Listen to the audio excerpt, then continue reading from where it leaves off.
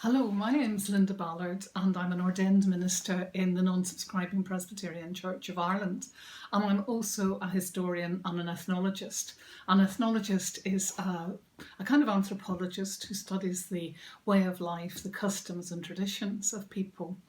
I don't have a charge within our denomination at present, but I am a member of Moneyray congregation and I worship there, and the minister there is the Reverend Chris Wilson, and he greatly emphasises the idea of the ministry of all believers.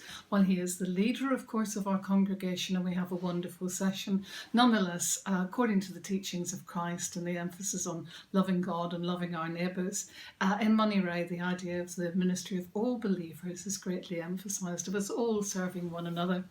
And I suppose it was in that spirit that when we entered the challenging times that we're currently experiencing, Reverend Chris invited me to join him in prayer and reflection, since it's not possible for us actually physically to attend our church buildings and services there at present.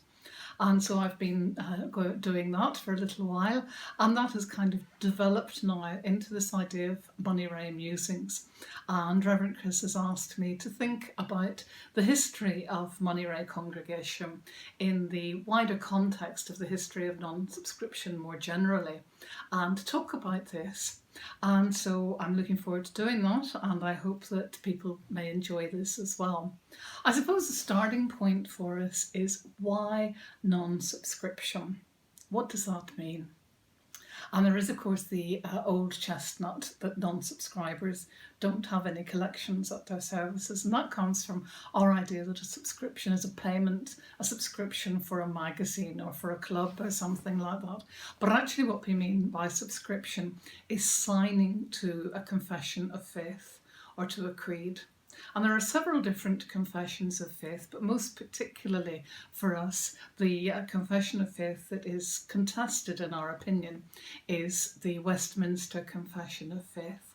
Instead of signing up to any confession of faith, non-subscribers are expected to study the Bible and to come to their own conclusions as to what it means according to the dictates of our own individual consciences. This gives us freedom, but it also places a great deal of responsibility on us. So we may or may not subscribe to confessions of faith. If an individual non-subscriber feels that's the appropriate thing to do, then that is what he or she will do. And so some people may well sign up to confessions of faith, and their objection may be to the idea that it is compulsory to do so, rather than what the confession of faith actually contains.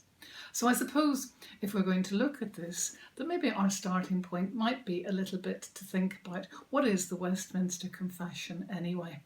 And if we're going to look at that, it's going to take us back into the turbulent and tumultuous times of the first 50 or 60 years of the 17th century. But that's for another day, and that will be the first of our Moneyray musings.